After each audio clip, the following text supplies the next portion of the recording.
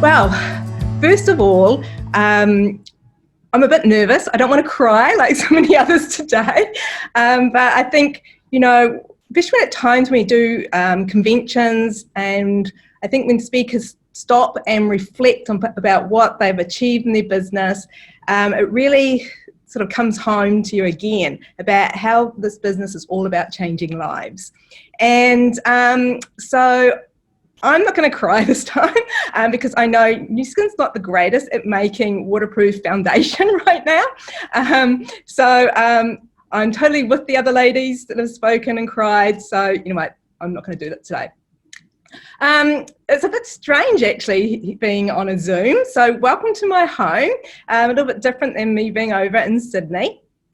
And I also, I'm just trying to think where I start here with you. I mean, it's been such a great day, hasn't it? I mean, so many great speakers, and I've taken lots of notes and I've got so many gems out of all of this. I've also realised, let me just frozen on my screen here, so let me just get rid of that. Okay, I've also realised that Laura Cole, I think I've been following her a little bit too closely. I've got the pink jacket on like her, I've got lots of hair like her. I met my husband through the business, just like her. And hopefully, fingers crossed, my dog will stay asleep and won't be interrupted like with Laura. But no, in all seriousness, what I loved that Laura Cole shared today was about you are your brand. Okay, you let your audience on social media and the like learn about you. People have to know you, like you, trust you, to want to buy from you. And I've also loved that quote that Andy, it's one of the new Circle of Excellent members, she said, when you plant the seed today, you don't harvest it straight away. And I mean, how true is that? You plant the seeds today and then you enjoy the journey of watching them grow and flourish. So I guess the pressure's on me now. So hopefully I can give you some gems as we close off today's session. So my journey with Nu Skin started many years ago. And although it doesn't really feel like it, it just feels like, yeah, a couple of years ago, but it has been quite a while. Back then I was a professional photographer and also trained up as a makeup artist. I always wanted to have my own business because I thought if you really wanted to get ahead, you needed to be self-employed, have your own business, not have a job. And so from a very young age, I definitely didn't want to do university. I just wanted to get out and be working and have my own business.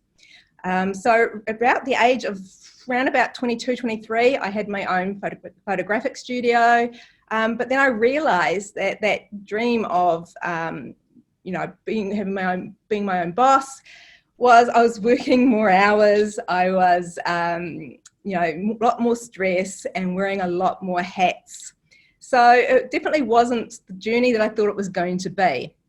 I also realised that I didn't have a system in place or the structure in place to help me move forward within my business. And so I sort of floundered for a little while.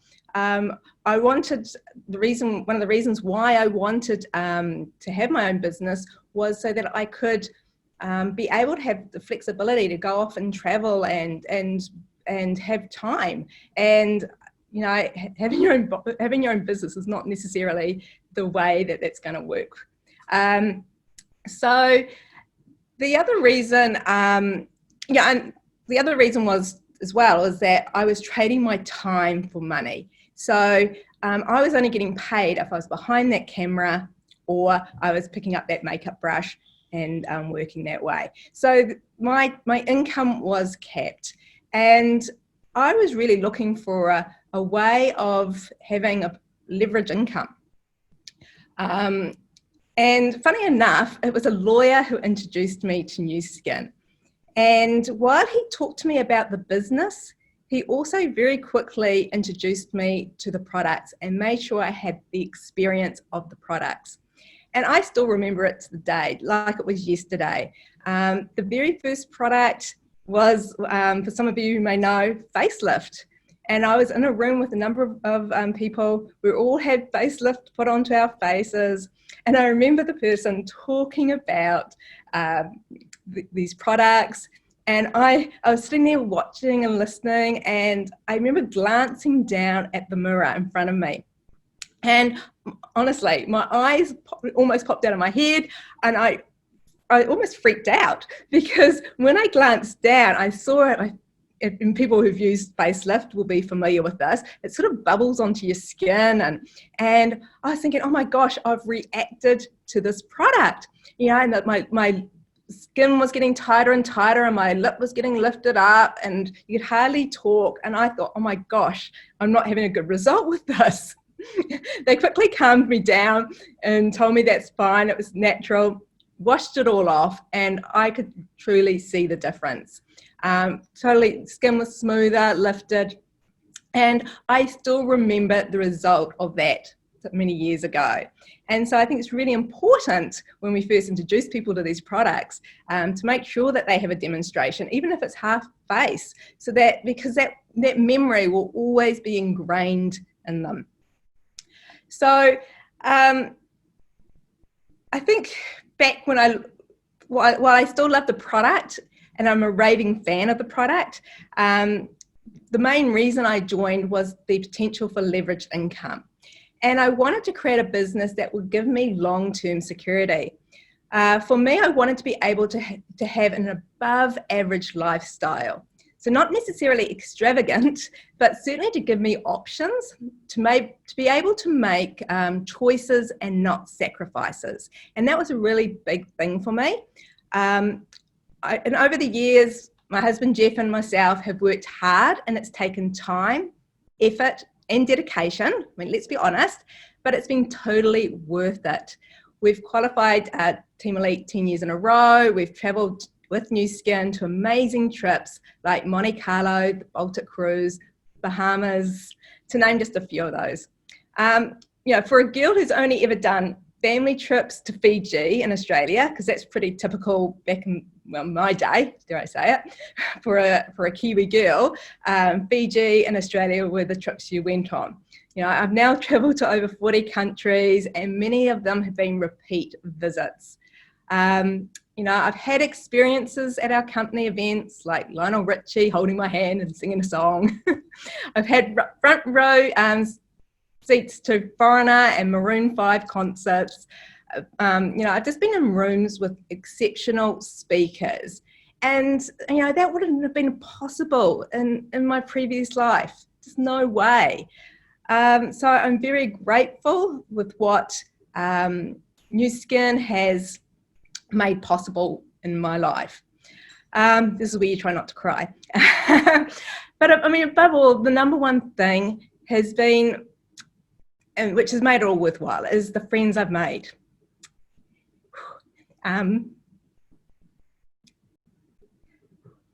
Friends I've made in this business, around the world, both cross-line and within our team. And and seeing the success of others. Okay, breathe. I'll be there. Okay. So it gives me goosebumps when I see how people have grown. And I do cringe when I think about how I used to be back in the early days. The personal growth journey, Pauline was sharing about before, about mindset. It's just going to be an amazing journey that you go on. And I'm sure it's scary at times, but it's so, so worth it. So here we are in 2020, and I bet no one got it right when they asked back in 2015, where do you see yourself in 5 years, right? I mean, who knew what this year was going to bring? But anyway, to me, 2020 is the year to stand up. So I just want you to bear with me for a minute. I'm just going to flip my screen around, and I'm just going to stand up for a second. And if you'd like to, this would be so much easier if I was in Sydney on a stage. So if you'd like to, you can stand up as well. And right, so 2020 is the year to stand up. It's not whether you're going to thrive. It's not whether you're going to hustle or be a boss babe, or whatever the hip words are trending right now. It's whether you are going to stand up. You see, you don't become who you are if you are straight out winning the race. If something is achieved easily, it becomes boring and of no value. You don't become a leader. You become who you are from falling down and then standing back up. You become successful when you feel like you've been knocked down by someone saying no to you, or perhaps doesn't even turn up for your appointment, and then you stand back up. You stand up when you feel like you're running out of people to contact, or when someone in your business decides to quit. You see, you will become who you are meant to be when you fall and stand up. No one is going to do it for you. No one is going to swoop in and save you. You see, the only way you are going to get through this journey, the only way you're going to achieve your goals, the only way you're going to make it to the top of that mountain is to stand up. When people look at successful people, they think, oh, they had it easy. They were so lucky. They had connections, or whatever it is. I'm telling you right now, it's a whole load of crap. What they did have was that they were willing to take the action, take the hits, and then stand up. The skill set they had was standing up. Again and again and again, over and over and over. I call it failing forward. Ask any leader here and they will agree that, like myself, they had failed numerous times, but they kept failing forward. They kept standing up, they kept taking action, and at times failing forward. I would say I've probably had more failures than wins in this business. But those wins have been so worth it. You're never going to achieve what you want to achieve if you let your short-term failure become your long-term decision. Don't let your short-term failure become your long-term decision. When the world laughs at you, and it certainly did for me, use it as fuel to drive you forward. So you can do this. You can build a huge business with new skin, but it's never going to happen if you don't stand up. It's really that simple. And yet as humans, we like to make it complicated. Will it be easy? At times, no. But will it be worth it? Yes, definitely. Just ask any of the wonderful leaders here in this business.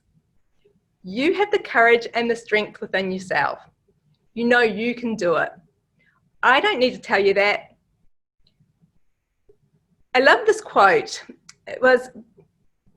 Someone just recently said it to me. Failure is the price of admission to your greatness. You see, failing is guaranteed. We've all failed many times. So stop thinking it's a bad thing. It's a bit hard since I can't see you right now. But, you know, if you haven't, stand up if you agree, or just raise your hand. If you're going to join me in this year, 2020 is the year of standing up.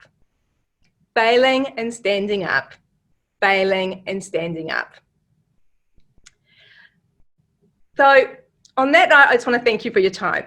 I hope there was a gem in there for you, and I look forward to another amazing day tomorrow with our first session starting at 10 a.m. Sydney time. And for us Kiwis, it means a 12 o'clock start. I look forward to hearing from another amazing lineup of great speakers. We've got Steve Lund, Rich Wood, Rebecca Morris, Giselle Sexsmith, Dr. Mark Bartlett, as well as our local leaders, and again, more recognition. So thanks everyone, and good luck in your journey.